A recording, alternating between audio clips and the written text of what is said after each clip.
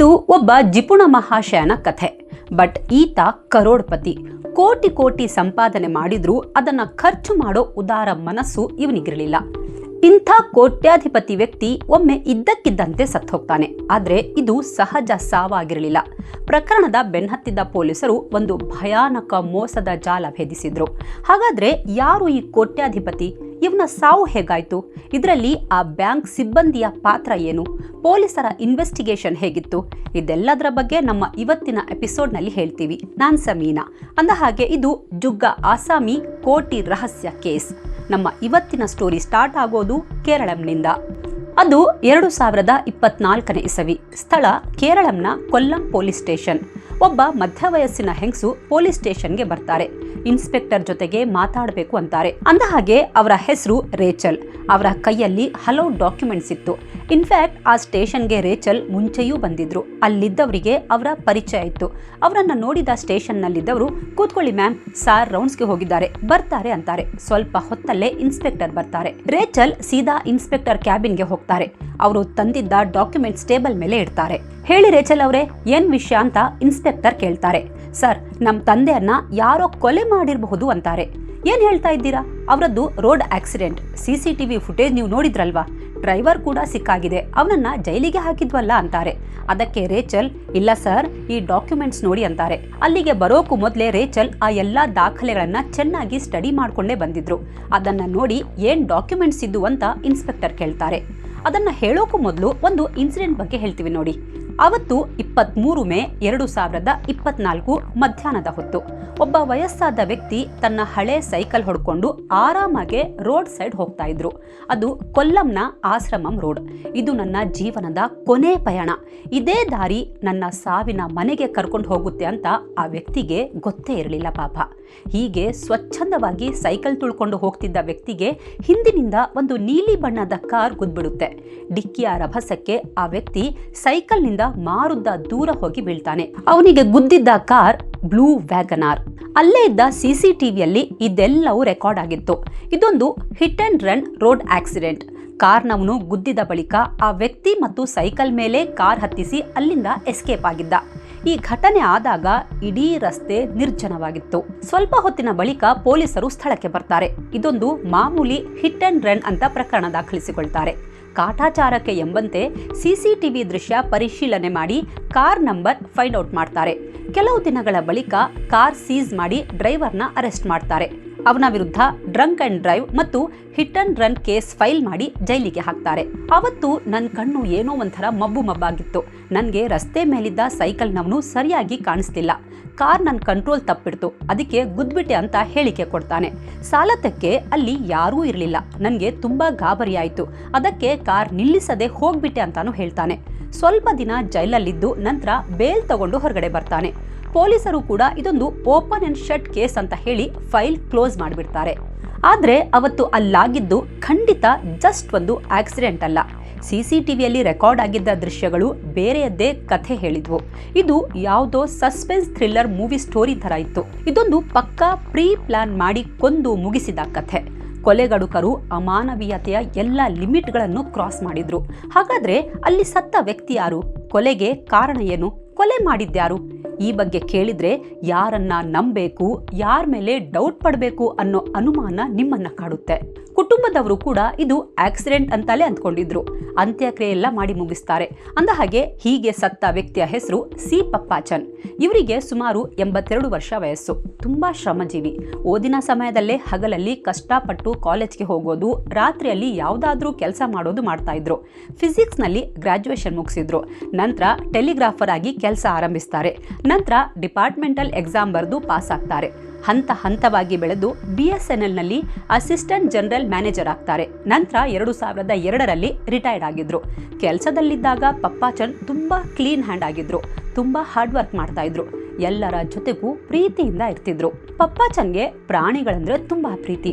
ಬೆಳಗ್ಗೆ ಮತ್ತು ಸಂಜೆ ಹೊತ್ತು ಬೀದಿ ನಾಯಿಗಳಿಗೆ ಊಟ ಹಾಕ್ತಾ ಇದ್ರು. ಇವರ ಈ ಕೆಲಸದಿಂದಾಗಿ ಆ ಏರಿಯಾದಲ್ಲಿ ಸ್ವಲ್ಪ ಫೇಮಸ್ ಇದ್ರು.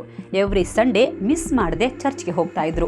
ಇವರಿಗೆ ಶೇರ್ ಮಾರ್ಕೆಟ್ನಲ್ಲಿಯೂ ತುಂಬಾ ಇಂಟ್ರೆಸ್ಟ್ ಇತ್ತು. ಹೀಗಾಗಿ ಶೇರ್ ಮಾರ್ಕೆಟ್ ಬಗ್ಗೆ ತಿಳ್ಕೊಂಡು ಅದರಲ್ಲೂ ಇನ್ವೆಸ್ಟ್ ಮಾಡಿದ್ರು. ಇವರಿಗೆ ವ್ಯಾವಹಾರಿಕ ಜ್ಞಾನ ತುಂಬಾ ಇತ್ತು. ರಿಟೈರ್ಮೆಂಟ್ ನಂತರ ಬಂದ ದುಡ್ಡನ್ನ ತುಂಬಾ ನೀಟಾಗಿ ಪ್ಲಾನ್ ಮಾಡಿ ಶೇರ್ ಮಾರ್ಕೆಟ್ ಸೇರಿದಂತೆ ಬೇರೆ ಬೇರೆ ಕಡೆ ಇನ್ವೆಸ್ಟ್ ಮಾಡಿದ್ರು. ಪ್ರಾಪರ್ಟಿ ಕೂಡ ತಗೊಂಡಿದ್ರು. ಕೊಲ್ಲಂನ ಪ್ರೈಮ್ ಏರಿಯಾದಲ್ಲಿ ಅವರ ಪ್ರಾಪರ್ಟಿ ಇತ್ತು. ಹೀಗೆ ಆರ್ಥಿಕವಾಗಿ ಪಪ್ಪಾಚನ್ ತುಂಬಾ ಸ್ಟ್ರಾಂಗ್ ಇದ್ರು. ರಿಟೈರ್ಡ್ ಆದ ಬಳಿಕವೂ ಅವರಿಗೆ ಹಣದ ಯಾವುದೇ ಪ್ರಾಬ್ಲಮ್ ಇರಲಿಲ್ಲ. ಬಟ್ ಇವರ ಮತ್ತೊಂದು ಗುಣ ಅಂದ್ರೆ ಇವರ ಸಿಂಪ್ಲಿಸಿಟಿ. ಇಷ್ಟೆಲ್ಲ ದುಡ್ಡು ಆಸ್ತಿ ಇದ್ರು ತುಂಬಾ ಸಿಂಪಲ್ ಆಗಿ ಇರ್ತಾ ಇದ್ರು. ಇವರನ್ನ ನೋಡಿದವರು ಯಾರೂ ಇವರನ್ನ ಕೋಟ್ಯಾಧಿಪತಿ ಅಂತಿರಲಿಲ್ಲ. ಬಟ್ ಸಿಂಪ್ಲಿಸಿಟಿ ಏನೋ ಓಕೆ, ಆದ್ರೆ ಇವರಿಗೆ ಒಂದು ಕೆಟ್ಟ ಗುಣ ಕೂಡ ಇತ್ತು. ಅದೇನಂದ್ರೆ ಇವರು ಅತೀ ಜಿಪುಣ ಮಹಾಶಯ. ಕೋಟ್ಯಾಧೀಶ ಸರಿ, ಅದನ್ನ ಶೋ ಆಫ್ ಮಾಡಬಾರ್ದು, ಅದೂ ಸರಿ. ಆದ್ರೆ ಅಷ್ಟೆಲ್ಲ ಇದ್ದಾಗ ಮನಸ್ಸು ಬಿಚ್ಚಿ ಖರ್ಚು ಮಾಡ್ಬೇಕಲ್ವಾ? ಬೇರೆಯವರಿಗೆ ಅಲ್ದಿದ್ರು ತನ್ನವರಿಗಾದ್ರೂ ಖರ್ಚು ಮಾಡ್ಬೇಕಲ್ವಾ? ಒಳ್ಳೆ ಲೈಫ್ ಲೀಡ್ ಮಾಡ್ಬೇಕಲ್ವಾ? ಆದ್ರೆ ಈ ಪಪ್ಪಾಚನ್ ಹಾಗಿರ್ಲಿಲ್ಲ. ಇವರೆಷ್ಟು ಜಿಪುಣ ಅಂದ್ರೆ ಕೋಟಿ ಕೋಟಿ ದುಡ್ಡಿದ್ರು ಇಡೀ ಕೊಲ್ಲಂನಲ್ಲಿ ಹಳೆ ಡಕೋಟಾ ಸೈಕಲ್ನಲ್ಲೇ ತಿರುಗಾಡ್ತಾ ಇದ್ರು. ಎಲ್ಲೇ ಹೋದ್ರು ಅದ್ರಲ್ಲೇ ಹೋಗ್ತಿದ್ರು. ಒಂದ್ ಹಳೆ ಶರ್ಟ್ ಮತ್ತು ಲುಂಗಿ ಹಾಕೊಂಡು ಓಡಾಡ್ತಾ ಇದ್ರು. ಕೆಲವೊಮ್ಮೆ ಪ್ಯಾಂಟ್ ಹಾಕ್ತಾ ಇದ್ರು. ಅದಕ್ಕೆ ಬೆಲ್ಟ್ ಬದಲು ದಾರ ಕಟ್ಟಿರ್ತಾ ಇದ್ರು. ಅವತ್ತು ಅವರು ರೋಡ್ ಆಕ್ಸಿಡೆಂಟ್ ನಲ್ಲಿ ಸತ್ತಾಗ್ಲೂ ಅವರು ಪ್ಯಾಂಟ್ಗೆ ಬೆಲ್ಟ್ ಹಾಕಿರ್ಲಿಲ್ಲ, ಬದಲಾಗಿ ಒಂದು ದಾರ ಕಟ್ಕೊಂಡಿದ್ರು. ಅದು CCTVಯಲ್ಲಿ ಕಂಡಿತ್ತು. ಎಷ್ಟು ಜುಗ್ಗ ಆಸಾಮಿ ಅಂದ್ರೆ ಒಂದರ್ಥ ಟೀ ಕುಡ್ಸೋಕು ಹಿಂದು ಮುಂದೆ ನೋಡ್ತಾ ಇದ್ರು. ಇವರಿಗೆ ಸಿಕ್ಕಾಪಟ್ಟೆ ದುಡ್ಡು ಸಂಪಾದನೆ ಮಾಡೋದು, ಅದನ್ನ ಖರ್ಚು ಮಾಡದೆ ಹಾಗೆ ಕೂಡಿಡೋದೇ ಒಂಥರ ಗೀಳಾಗಿತ್ತು. ಇವರ ಈ ಅಭ್ಯಾಸದಿಂದಲೇ ಹಲವರು ಇವರನ್ನ ಇಷ್ಟಪಡ್ತಾ ಇರಲಿಲ್ಲ. ಇವರ ಕುಟುಂಬ ಸದಸ್ಯರು ಬೈತಾ ಇದ್ರು, ಇಷ್ಟು ಜುಗ್ಗತನ ಒಳ್ಳೆದಲ್ಲ, ಬದಲಾಗಿ ಇನ್ನೆಷ್ಟು ದಿನ ಅಂತ ಬದುಕಿರ್ತೀವಿ, ಸತ್ತಾಗ ಎಲ್ಲ ಹೊತ್ಕೊಂಡು ಹೋಗೋಕ್ಕಾಗುತ್ತಾ ಅಂತ ಎಷ್ಟು ಹೇಳಿದ್ರು ಪಪ್ಪಾಚನ್ ಯಾರ ಮಾತು ಕೇಳ್ತಾ ಇರಲಿಲ್ಲ. ಹೀಗಾಗಿ ಇವರ ಫ್ಯಾಮಿಲಿ ಮೆಂಬರ್ಸ್ ಈ ಜುಗ್ಗ ಆಸಾಮಿಯಿಂದ ರೋಸಿ ಹೋಗಿದ್ರು. ಅಂದ ಹಾಗೆ ಇವರಿಗೆ ಒಬ್ಬ ಹೆಂಡತಿ, ಮಗ ಮತ್ತು ಮಗಳಿದ್ರು. ಹೆಂಡತಿ ಸ್ಕೂಲ್ ಟೀಚರ್ ಆಗಿ ರಿಟೈರ್ಡ್ ಆಗಿದ್ರು. ಬಟ್ ಗಂಡನ ಈ ಜಿಪುಣತನದಿಂದ ಬೇಸತ್ತು ಹೆಂಡತಿ ಸೆಪರೇಟ್ ಆಗಿದ್ರು. ಮಗಳ ಹೆಸರು ರೇಚಲ್ಗೆ ಮದುವೆ ಆಗಿತ್ತು. ಅವರು UPಯ ಲಖನೌದಲ್ಲಿ ಸೆಟ್ಲ್ ಆಗಿದ್ರು. ಮಗ ಕುವೈಟ್ನಲ್ಲಿ ಕೆಲಸ ಮಾಡ್ತಾ ಇದ್ದ. ಹೀಗಾಗಿ ಇಲ್ಲಿ ಪಪ್ಪಾಚನ್ ಒಬ್ಬರೇ ಇರ್ತಾ ಇದ್ರು. ಒಂದು ಭವ್ಯವಾದ ವಿಶಾಲ ಮನೆಯಲ್ಲಿ ಒಬ್ಬರೇ ಬದುಕ್ತಾ ಇದ್ರು. ಫ್ಯಾಮಿಲಿಯಲ್ಲಿ ಇಷ್ಟೊಂದು ಜನ ಇದ್ರು, ಪಪ್ಪಾಚನ್ ಒಂಟಿಯಾಗಿದ್ರು. ಆದ್ರೂ ಅವರಿಗೆ ಪರಿವೇ ಇರಲಿಲ್ಲ. ಆದ್ರೆ ಯಾವ ದುಡ್ಡಿಗಾಗಿ, ಯಾವ ಜಿಪುಣತನದಿಂದಾಗಿ ಎಲ್ಲರನ್ನ ದೂರ ಮಾಡ್ಕೊಂಡ್ರೋ ಅದೇ ದುಡ್ಡು ನನ್ನ ಜೀವ ಕಸಿಯುತ್ತೆ ಅನ್ನೋದು ಪಪ್ಪಾಚನ್ಗೆ ಅರಿವಿರಲಿಲ್ಲ. ರೋಡ್ ಆಕ್ಸಿಡೆಂಟ್ ನಲ್ಲಿ ಪಪ್ಪಾಚನ್ ತೀರ್ಹೋದ ಬಳಿಕ ವಿಷಯ ಗೊತ್ತಾಗಿ ಮಗಳು ರೇಚಲ್ UPಯಿಂದ ಬರ್ತಾರೆ. ಅಪ್ಪನ ಮೃತದೇಹ ನೋಡಿದ ಮಗಳು ಕುಸಿದು ಬಿದ್ದಿದ್ಲು. ಎಷ್ಟೇ ಆದ್ರೂ ಅಪ್ಪ ಅಲ್ವಾ, ಸಾಕಿ ಸಲಹಿದ ಅಪ್ಪನಿಗೆ ಇಂಥ ಸಾವು ಬಂತಲ್ಲ ಅಂತ ಸಂಕಟ ಪಡ್ತಾರೆ. ಯಾವಾಗ ಪೊಲೀಸರು ಆಕ್ಸಿಡೆಂಟ್ ಅಂತ ಹೇಳಿ ಕೇಸ್ ಕ್ಲೋಸ್ ಮಾಡ್ತಾರೋ ಫ್ಯಾಮಿಲಿಯ ಸದಸ್ಯರು ಅದನ್ನ ನಂಬ್ಕೊಂಡು ಸುಮ್ಮನಾಗ್ತಾರೆ. ಕಾರ್ಯಗಳೆಲ್ಲ ಮುಗಿದ್ಮೇಲೆ ಮಗಳು ರೇಚಲ್ ಹೀಗೆ ಕೂತು ತಂದೆಯ ಬ್ಯಾಂಕ್ ಅಕೌಂಟ್, ಅವರು ಮಾಡಿದ ಇನ್ವೆಸ್ಟ್ಮೆಂಟ್ ಡೀಟೇಲ್ಸ್, ಅವರ ಫೈನಾನ್ಷಿಯಲ್ ರೆಕಾರ್ಡ್ಸ್ ಎಲ್ಲ ಚೆಕ್ ಮಾಡೋಕೆ ಸ್ಟಾರ್ಟ್ ಮಾಡ್ತಾರೆ. ಆ ವೇಳೆ ರೇಚಲ್ಗೆ ಹಲವು ಸಂಶಯಗಳು ಬರುತ್ತವೆ. ಯಾಕಂದ್ರೆ ಅವರ ಬ್ಯಾಂಕ್ ಅಕೌಂಟ್ನಿಂದ ಪಪ್ಪಾಚನ್ ಭಾರಿ ಮೊತ್ತದ ಲೋನ್ ತಗೊಂಡಿರೋ ಡಾಕ್ಯುಮೆಂಟ್ ಒಂದು ಸಿಗುತ್ತೆ. ಅದನ್ನ ನೋಡಿ ರೇಚಲ್ಗೆ ಆಶ್ಚರ್ಯ ಆಗಿತ್ತು. ಅಲ್ಲ, ನಮ್ಮಪ್ಪನ ಹತ್ರನೇ ಅಷ್ಟೊಂದು ಕೋಟ್ಯಾಂತರ ರೂಪಾಯಿ ಆಸ್ತಿ ಇದೆ, ಬ್ಯಾಂಕ್ ಬ್ಯಾಲೆನ್ಸ್ ಇದೆ, ಅಂಥದ್ರಲ್ಲಿ ಇಷ್ಟು ಭಾರಿ ಮೊತ್ತದ ಲೋನ್ ತಗೊಳ್ಳೋ ಅವಶ್ಯಕತೆ ಏನಿತ್ತು ಅಂತ ಯೋಚಿಸ್ತಾಳೆ. ₹1 ಖರ್ಚು ಮಾಡೋಕೆ ಹಿಂದೂ ಮುಂದೆ ನೋಡೋರು ಇಷ್ಟು ದೊಡ್ಡ ಅಮೌಂಟ್ ಲೋನ್ ತಗೊಂಡು ಏನ್ ಮಾಡಿದ್ರು? ಈ ವಿಷಯ ರೇಚಲ್ಗೆ ಡೈಜೆಸ್ಟ್ ಆಗಲ್ಲ. ಅದು ಅಲ್ಲದೆ ನಮ್ಮಪ್ಪ ಯಾವುದೇ ಕಾರಣಕ್ಕೂ ಲೋನ್ ತಗೊಳ್ಳೋ ವ್ಯಕ್ತಿಯೇ ಅಲ್ಲ ಅನ್ನೋದು ರೇಚಲ್ಗೆ ಬಹಳ ಚೆನ್ನಾಗಿ ಗೊತ್ತಿತ್ತು. ಹಾಗಾದ್ರೆ ಲೋನ್ ತಗೊಂಡು ಬೇರೆ ಏನಾದ್ರೂ ಆಸ್ತಿ ಖರೀದಿ ಮಾಡಿದ್ದಾರಾ, ಬೇರೆ ಎಲ್ಲಾದ್ರೂ ಇನ್ವೆಸ್ಟ್ ಮಾಡಿದ್ದಾರಾ ಅಂತ ಹುಡುಕೋಕೆ ಶುರು ಮಾಡ್ತಾರೆ. ಹೀಗೆ ಪಪ್ಪಾಚನ್ರ ಇನ್ನಷ್ಟು ಡಾಕ್ಯುಮೆಂಟ್ಸ್ ಚೆಕ್ ಮಾಡ್ತಾ ಇರುವಾಗ ಮತ್ತೊಂದು ವಿಚಾರ ಗೊತ್ತಾಗುತ್ತೆ. ಸಾವಿನ ಸ್ವಲ್ಪ ದಿನ ಮುಂಚೆ ಅವರು ತಮ್ಮ ಶೇರ್ಸ್ನ ಸ್ಟಾಕ್ ಮಾರ್ಕೆಟ್ನಲ್ಲಿ ಸೇಲ್ ಮಾಡಿದ್ರು. ಇದೂ ಕೂಡ ಅನುಮಾನಕ್ಕೆ ಕಾರಣ ಆಗುತ್ತೆ. ಅಪ್ಪ ಯಾಕೆ ಲೋನ್ ತಗೊಂಡು ಶೇರ್ಸ್ ಮಾರಿ ದುಡ್ಡು ಜೋಡಿಸಿರಬಹುದು? ಅಪ್ಪ ಯಾವತ್ತೂ ಹೀಗೆ ಮಾಡಲ್ವಲ್ಲ ಅಂತ ಅಂದ್ಕೊಂಡು ಮತ್ತಷ್ಟು ರೆಕಾರ್ಡ್ಸ್ ಚೆಕ್ ಮಾಡ್ತಾರೆ. ಅಂದ ಹಾಗೆ ಪಪ್ಪಾಚನ್ಗೆ ಪ್ರತಿ ತಿಂಗಳು ಸುಮಾರು 80,000ದಷ್ಟು ಪೆನ್ಷನ್ ಬರ್ತಾ ಇತ್ತು. 1 ಕೋಟಿ ಫಿಕ್ಸೆಡ್ ಡೆಪಾಸಿಟ್ ಇತ್ತು. ಆದ್ರೆ ಕಳೆದ ಕೆಲವು ತಿಂಗಳಿಂದ ಪಪ್ಪಾಚನ್ ತನ್ನ ಬೇರೆ ಬೇರೆ ಬ್ಯಾಂಕ್ ಅಕೌಂಟ್ನಲ್ಲಿದ್ದ ದುಡ್ಡು ವಿಡ್ರಾ ಮಾಡಿದ್ರು. ಅದನ್ನೆಲ್ಲ ಕೊಲ್ಲಂನ ಮುತ್ತೂಟು ಮಿನಿ ನಿಧಿ ಲಿಮಿಟೆಡ್ನ ಒಲೈಲ್ ಬ್ರಾಂಚ್ನಲ್ಲಿ ಡೆಪಾಸಿಟ್ ಮಾಡಿದ್ರು. ಅಲ್ಲದೆ ಸಾಯೋಕು ಕೆಲವು ದಿನ ಹಿಂದೆ ಪಂಜಾಬ್ ನ್ಯಾಷನಲ್ ಬ್ಯಾಂಕ್ನಿಂದನೂ ದೊಡ್ಡ ಮೊತ್ತ ವಿಡ್ರಾ ಮಾಡಿದ್ರು. ಆ ದುಡ್ಡನ್ನು ಕೂಡ ಇದೇ ಮುತ್ತೂಟ್ ಮಿನಿ ನಿಧಿ ಲಿಮಿಟೆಡ್ನ ಒಲೈಲ್ ಬ್ರಾಂಚ್ನಲ್ಲಿ ಡೆಪಾಸಿಟ್ ಮಾಡಿದ್ರು. ಇದನ್ನು ನೋಡಿದ ರೇಚಲ್ಗೆ ಅಪ್ಪನ ಅಕೌಂಟ್ನಲ್ಲಿ ಹಣಕಾಸಿನಲ್ಲಿ ಏನೋ ಅಕ್ರಮ ಆಗಿರೋದು ಗೊತ್ತಾಗುತ್ತೆ. ಹಾಗೆ ಅಪ್ಪ ಯಾವುದಾದ್ರೂ ಷಡ್ಯಂತ್ರಕ್ಕೆ ಶಿಕಾರಿಯಾದ್ರಾ ಅಂತಲೂ ಯೋಚಿಸ್ತಾರೆ. ಈ ಎಲ್ಲ ಡಾಕ್ಯುಮೆಂಟ್ಸ್ನ ನೀಟಾಗಿ ಸ್ಟಡಿ ಮಾಡಿ ಕೆಲವೊಂದು ಪಾಯಿಂಟ್ಸ್ ಮಾಡ್ಕೋತಾರೆ. ಅದೆಲ್ಲವನ್ನ ಎತ್ಕೊಂಡು ಸೀದಾ ಕೊಲ್ಲಂ ಈಸ್ಟ್ನ ಪೊಲೀಸ್ ಸ್ಟೇಷನ್ಗೆ ಹೋಗ್ತಾರೆ. ಆರಂಭದಲ್ಲಿ ನಾವು ಹೇಳಿದ್ವಲ್ಲ, ಮಧ್ಯವಯಸ್ಕ ಹೆಂಗಸು ಇನ್ಸ್ಪೆಕ್ಟರ್ ಜೊತೆಗೆ ಮಾತಾಡಿದ್ರು ಅಂತ, ಅವರೇ ಈ ರೇಚಲ್ ಅವರು ತೋರಿಸಿದ ಡಾಕ್ಯುಮೆಂಟ್ಸ್ ಮತ್ತು ಅವರು ಹೈಲೈಟ್ ಮಾಡಿದ ಪಾಯಿಂಟ್ಸ್ ನೋಡಿ ಇನ್ಸ್ಪೆಕ್ಟರ್ ಕನ್ವಿನ್ಸ್ ಆಗಿದ್ರು. ಹಾಗಾಗಿ ಅವರ ಕಂಪ್ಲೇಂಟ್ ರಿಜಿಸ್ಟರ್ ಮಾಡ್ಕೋತಾರೆ. ಇನ್ಸ್ಪೆಕ್ಟರ್ ಅನಿಲ್ ಕುಮಾರ್ ಸೀರಿಯಸ್ ಆಗಿ ತನಿಖೆ ಶುರು ಮಾಡ್ತಾರೆ. ಇಲ್ಲಿಂದ ಒಂದು ಭಯಂಕರ ಷಡ್ಯಂತ್ರ ಅನ್ಮಾಸ್ಕ್ ಆಗೋದ್ರಲ್ಲಿತ್ತು. ಪಪ್ಪಾಚಂದ್ ಒಂಟಿಯಾಗಿ ಇರ್ತಾ ಇದ್ರು. ಅವರ ಇನ್ವೆಸ್ಟ್ಮೆಂಟ್ ಬಗ್ಗೆ ಯಾರಿಗೂ ಹೆಚ್ಚಾಗಿ ಗೊತ್ತೇ ಇರಲಿಲ್ಲ. ಕೆಲವರಿಗೆ ಮಾತ್ರ ಇದೆಲ್ಲ ವಿಷಯ ಗೊತ್ತಿತ್ತು. ಅವರೇ ಪ್ಲಾನ್ ಮಾಡಿ ಪಪ್ಪಾಚಂದ್ ದುಡ್ಡು ಲಪ್ಟಾಯಿಸೋಕೆ ಪ್ಲಾನ್ ಮಾಡಿದ್ದು. ಕನ್ನಡದಲ್ಲಿ ಒಂದು ನಾಣ್ಣುಡಿ ಇದೆ, ಕೊಟ್ಟಿದ್ದು ತನಗೆ ಬಚ್ಚಿಟ್ಟಿದ್ದು ಪರರಿಗೆ ಅಂತ. ಇಲ್ಲೂ ಕೂಡ ಪಪ್ಪಾಚಂದ್ ತಾನು ದುಡಿದು ತನಗಾಗಿ ಮತ್ತು ತನ್ನವರಿಗಾಗಿ ಖರ್ಚು ಮಾಡದೆ ಎಲ್ಲರಿಂದಲೂ ಬಚ್ಚಿಟ್ಟ ಹಣ ಈಗ ಪರರ ಪಾಲಾಗಿತ್ತು. ಇನ್ಸ್ಪೆಕ್ಟರ್ ಅನಿಲ್ ಕುಮಾರ್ ಅವರ ಟೀಮ್ ಕ್ರೈಮ್ ಸೀನ್ಗೆ ಹೋಗುತ್ತೆ. ಏನಾದರೂ ಎವಿಡೆನ್ಸ್ ಸಿಗುತ್ತಾ ಅಂತ ಹುಡುಕ್ತಾರೆ. ಈಗ ಇವರು ಕೊಲೆ ಆಂಗಲ್ನಲ್ಲಿ ತನಿಖೆಗಿಳಿದಿದ್ರು. ಆಕ್ಸಿಡೆಂಟ್ ಆದ ಜಾಗ ಶ್ರೀ ನಾರಾಯಣ್ ಗುರು ಕ್ಯಾಂಪಸ್ ರೋಡ್ ಆಶ್ರಮಂ ಗ್ರೌಂಡ್ ಹತ್ರ ಸರ್ಚ್ ಮಾಡ್ತಾರೆ. ಅದು ತುಂಬಾ ಸೈಲೆಂಟ್ ಏರಿಯಾ, ಅಲ್ಲಿ ಜನ ತುಂಬಾ ಕಡಿಮೆ ಓಡಾಡೋದು. ಆ ರೋಡ್ನ ಆಪೋಸಿಟ್ನಲ್ಲಿ ಒಂದು ಮನೆ ಇತ್ತು. ಆ ಮನೆಯವರು CCTV ಹಾಕ್ಸಿದ್ರು. ಆ CCTV ಫುಟೇಜ್ನ ಆಲ್ರೆಡಿ ಪೊಲೀಸರು ಕಲೆ ಹಾಕಿದ್ರು. ಅದನ್ನ ನೋಡಿಯೇ ಡ್ರೈವರ್ನ ಅರೆಸ್ಟ್ ಮಾಡಿದ್ದು. ಮತ್ತು ಅದೇ ಫುಟೇಜ್ ಆಧರಿಸಿ ಇದೊಂದು hit and run road accident ಅನ್ನೋ ಕನ್ಕ್ಲೂಷನ್ಗೆ ಬಂದಿದ್ದು. ಈಗ ಮತ್ತೆ ಆ ಫುಟೇಜ್ನ ಕೂಲಂಕಷವಾಗಿ ಸ್ಟಡಿ ಮಾಡ್ತಾರೆ. ಇನ್ಫ್ಯಾಕ್ಟ್ ಈ ಸಾರಿ ಆಕ್ಸಿಡೆಂಟ್ ಆಂಗಲ್ ಬಿಟ್ಟು ಕೊಲೆ ಆಂಗಲ್ನಲ್ಲಿ ತನಿಖೆ ಮಾಡ್ತಾ ಇದ್ರು. ಹಾಗಾಗಿ ಆ ಫುಟೇಜ್ ನೋಡಿದಾಗ ಹಲವು ಅನುಮಾನಗಳು ಮೂಡಿದ್ವು. ಆ CCTVಯಲ್ಲಿ ಬ್ಲೂ ಕಲರ್ನ ವ್ಯಾಗನಾರ್ ಕಾರ್ ಒಂದು ರೆಕಾರ್ಡ್ ಆಗಿತ್ತು. ಪಪ್ಪಾಚಂದ್ಗೆ ಡಿಕ್ಕಿ ಹೊಡೆದದ್ದು ಅದೇ ಕಾರ್. ಬಟ್ ಈ ಬಾರಿ ಅದನ್ನ ನೋಡಿದಾಗ ಆ ಡ್ರೈವರ್ ಬೇಕಂತಲೇ ಡಿಕ್ಕಿ ಹೊಡೆದಿದ್ದಾನೆ ಅನ್ಸಿತ್ತು. ಪಪ್ಪಾಚಂದ್ ಸೈಕಲ್ ತುಳ್ಕೊಂಡು ಸೈಡ್ ಅಲ್ಲಿ ಹೋಗ್ತಿದ್ದಾರೆ. ರೋಡ್ ಫುಲ್ ಖಾಲಿ ಇದೆ. ಆದ್ರೂ ಕಾರ್ನವನು ಯಾಕೆ ಸೈಕಲ್ ಕಡೆಗೆ ಗಾಡಿ ತಿರುಗಿಸಿದ್ದ? ಅದೂ ಅಲ್ಲದೆ ಸೈಕಲ್ನಿಂದ ಬಿದ್ದ ಪಪ್ಪಾಚಂದ್ ಮೇಲೆ ಕಾರ್ ಹತ್ತಿಸ್ಕೊಂಡು ಯಾಕೆ ಹೋದ? ಈ ಅನುಮಾನ ಈಗ ಪೊಲೀಸರ ತಲೆಗೆ ಹೊಕ್ಕಿತ್ತು. ಅದಾಗ್ಲೇ ಪೊಲೀಸರು ಒಬ್ಬನನ್ನ ಹಿಡ್ಕೊಂಡು ಬಂದು ಹಿಟ್ ಅಂಡ್ ರನ್ ಆಕ್ಸಿಡೆಂಟ್ ಕೇಸಲ್ಲಿ ಒಳಗಡೆ ಹಾಕಿದ್ರು. ಅವನು ಆಲ್ರೆಡಿ ಜಾಮೀನು ಪಡ್ಕೊಂಡು ಹೊರಗಡೆ ಬಂದಾಗಿತ್ತು. ಬಟ್ ಈಗ ಕೇಸ್ನ ತನಿಖೆ ಮತ್ತೆ ಬೇರೆ ಆಂಗಲ್ನಲ್ಲಿ ನಡೆದಾಗ ಆ ಕಾರ್ ಯಾರದ್ದು ಅನ್ನೋ ಬಗ್ಗೆ ಹುಡುಕಾಟ ಶುರು ಮಾಡ್ತಾರೆ. ಬೇರೆ ಬೇರೆ ಭಾಗಗಳಲ್ಲಿ ಹಾಕಲಾಗಿದ್ದ 100ಕ್ಕಿಂತ ಹೆಚ್ಚು CCTV ಫುಟೇಜ್ ಚೆಕ್ ಮಾಡ್ತಾರೆ. ಆ ಬ್ಲೂ ಕಲರ್ ವ್ಯಾಗನಾರ್ ಕಾರ್ನ ಮಾಲೀಕನನ್ನ ಟ್ರೇಸ್ ಮಾಡ್ತಾರೆ. ಆ ಕಾರ್ ಹಾಶಿಫ್ ಅಲಿ ಹೆಸರಲ್ಲಿ ರಿಜಿಸ್ಟರ್ ಆಗಿತ್ತು. ಹಾಶಿಫ್ ಅಲಿಯನ್ನ ಎಳ್ಕೊಂಡು ಬರ್ತಾರೆ. ಸರ್, ಆ ಕಾರ್ ನಂದೆ, ಆದ್ರೆ ಅದನ್ನ ಬಾಡಿಗೆಗೆ ಕೊಟ್ಟಿದ್ದೆ ಅಂತಾನೆ. ಅನಿಮೋನ್ ಅನ್ನೋನಿಗೆ ನಾನು ಬಾಡಿಗೆಗೆ ಕೊಟ್ಟಿದ್ದೆ, ನನ್ಗೂ ಸತ್ತ ವ್ಯಕ್ತಿಗೂ ಏನೂ ಸಂಬಂಧ ಇಲ್ಲ ಅಂತಾನೆ. ಅವನ ಹತ್ರ ಅನಿಮೋನ್ ಅಡ್ರೆಸ್ ತಗೊಂಡು ಅವನನ್ನ ಹುಡುಕ್ತಾರೆ. ಅನಿಮೋನ್ ಕೊಲ್ಲಂನ ಒಂದು ಏರಿಯಾದಲ್ಲಿ ಚಿಕನ್ ಅಂಗಡಿ ಇಟ್ಕೊಂಡಿದ್ದ. ಅನಿಮೋನ್ನ ಬ್ಯಾಕ್ ಗ್ರೌಂಡ್ ಚೆಕ್ ಮಾಡ್ತಾರೆ. ಅವನ ವಿರುದ್ಧ ಆಲ್ರೆಡಿ ಹಲವು ಕ್ರೈಮ್ ಕೇಸ್ಗಳಿದ್ವು. ಅವನು ಹಿಸ್ಟ್ರಿ ಶೀಟರ್ ಆಗಿದ್ದ. ಪೊಲೀಸ್ ರೆಕಾರ್ಡ್ನಲ್ಲಿ ಇವನೊಬ್ಬ ಹ್ಯಾಬಿಚುವಲ್ ಅಫೆಂಡರ್ ಅಂತ ಇತ್ತು. ಅಂದ್ರೆ ಪದೇ ಪದೇ ಅಪರಾಧ ಮಾಡುವವನು ಎಂದರ್ಥ.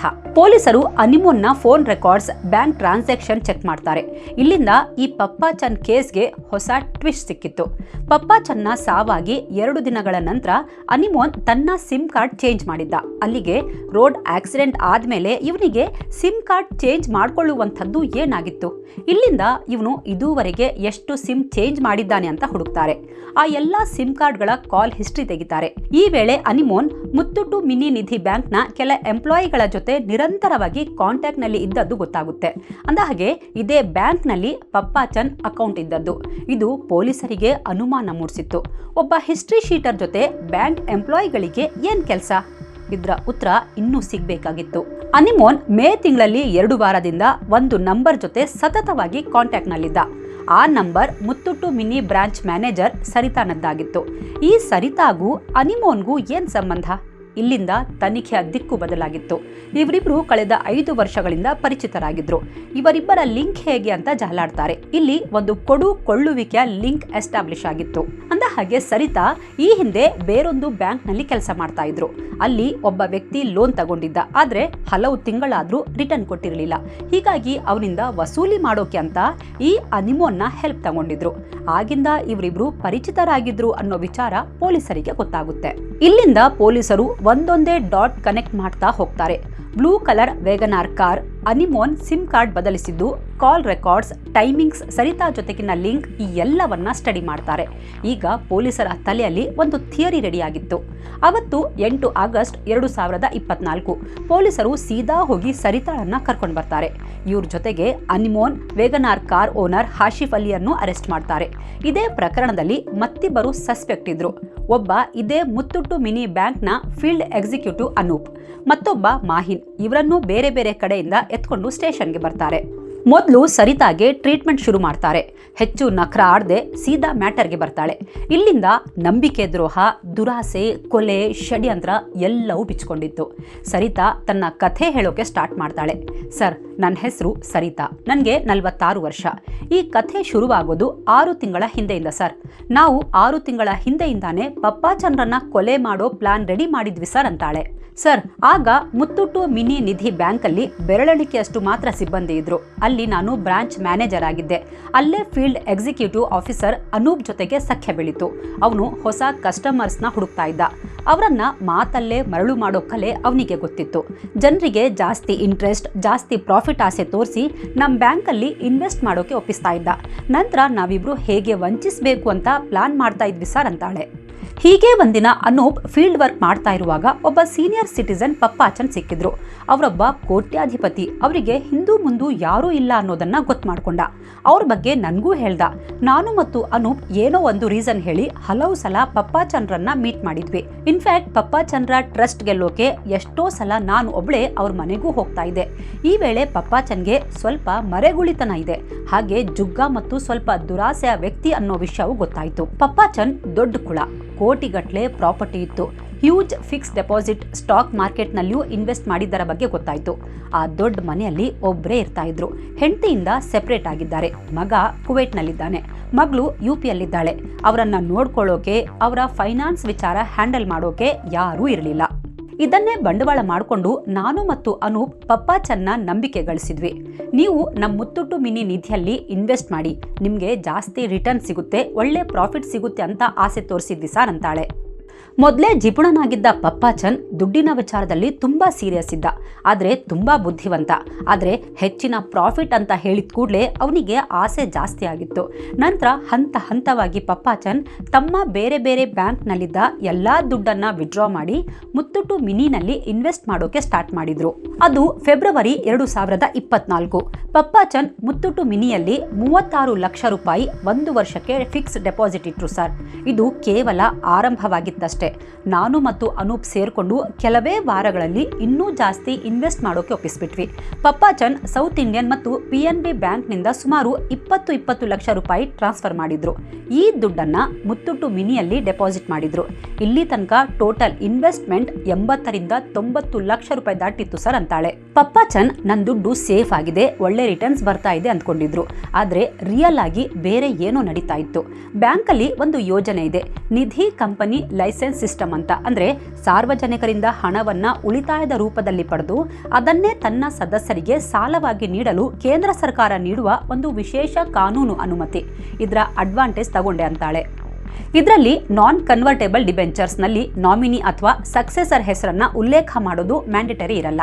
ಇದರ ಲಾಭ ಪಡ್ಕೊಂಡು ಪಪ್ಪಾಚನ್ನ ಫಿಕ್ಸ್ ಡೆಪಾಸಿಟ್ ಹಣವನ್ನ ಆಸ್ ಅ ಕೊಲ್ಯಾಟ್ರಲ್ ಯೂಸ್ ಮಾಡಿದೆ. ಅಂದ್ರೆ ಬ್ಯಾಂಕಿಂದ ಸಾಲ ಪಡೆಯುವಾಗ ಗ್ಯಾರಂಟಿಗಾಗಿ ಅಥವಾ ಭದ್ರತೆಗಾಗಿ ನಾವು ಬ್ಯಾಂಕಿನ ಬಳಿ ಇಡುವ ಅಡಮಾನ, ಅವರದ್ದೇ ಹೆಸರಲ್ಲಿ ರೋಲಿಂಗ್ ಲೋನ್ಸ್ ತಗೊಳ್ಳೋಕೆ ಸ್ಟಾರ್ಟ್ ಮಾಡಿದೆ ಅಂತಾಳೆ.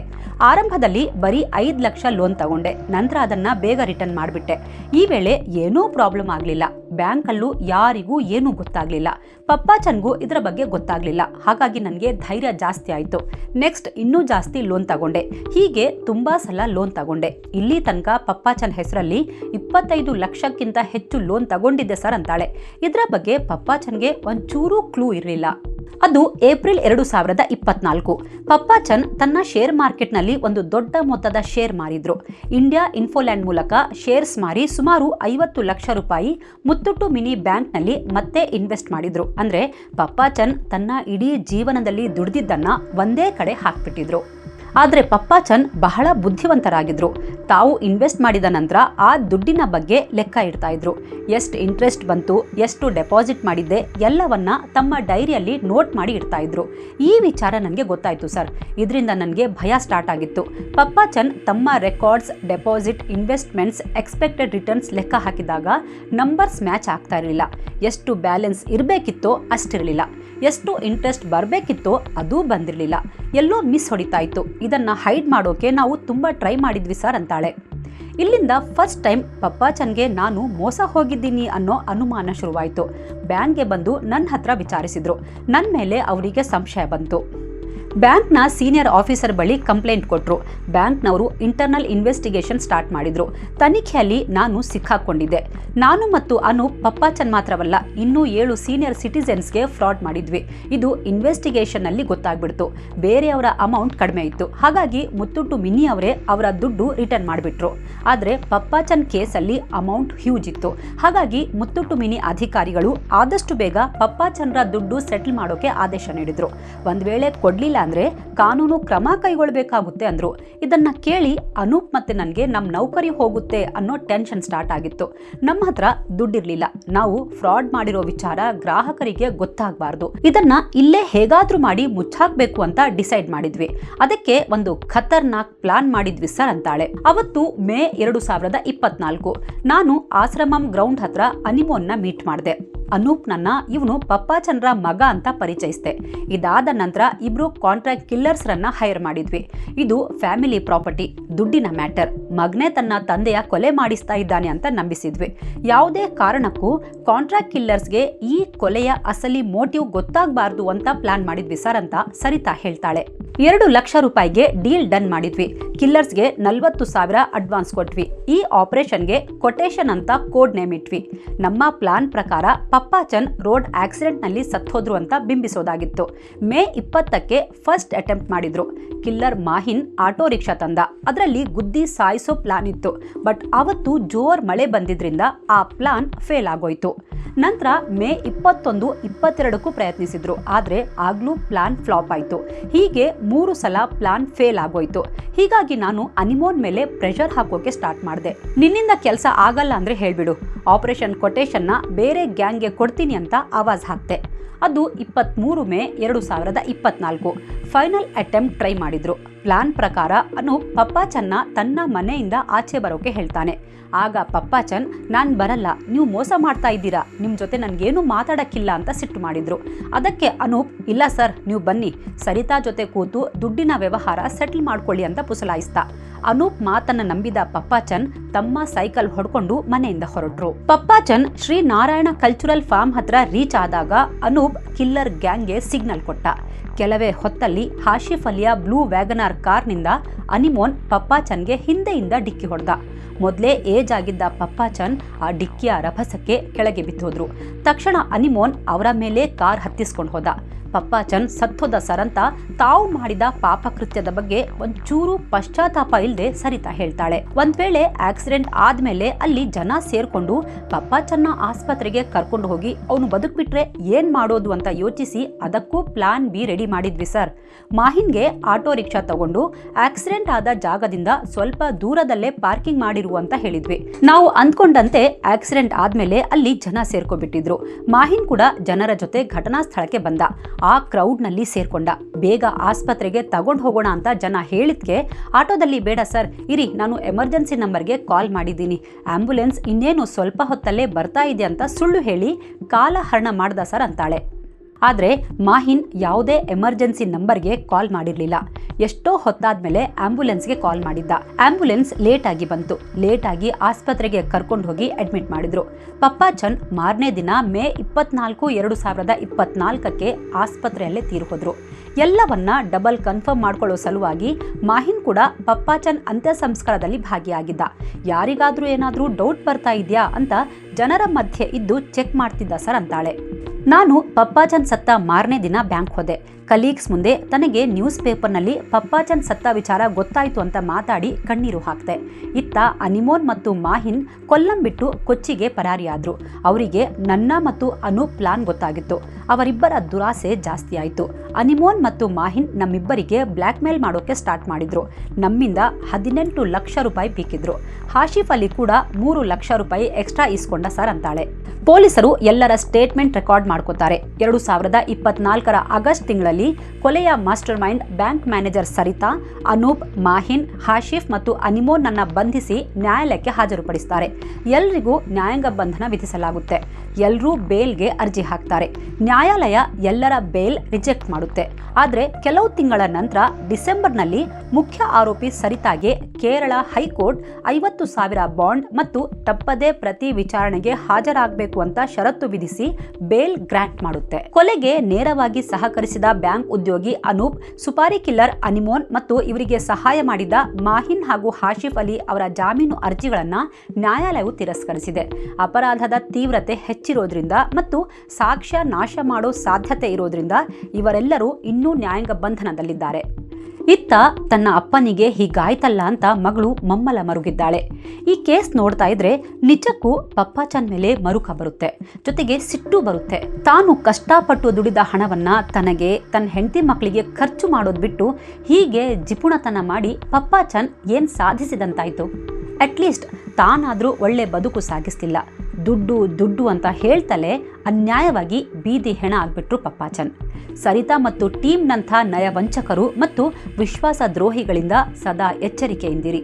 ಈ ಕೇಸ್ ಬಗ್ಗೆ ನಿಮಗೆ ಏನು ಅನಿಸುತ್ತೆ? ಕಾಮೆಂಟ್ ಮಾಡಿ ತಿಳಿಸಿ. Thank you so much. Take care.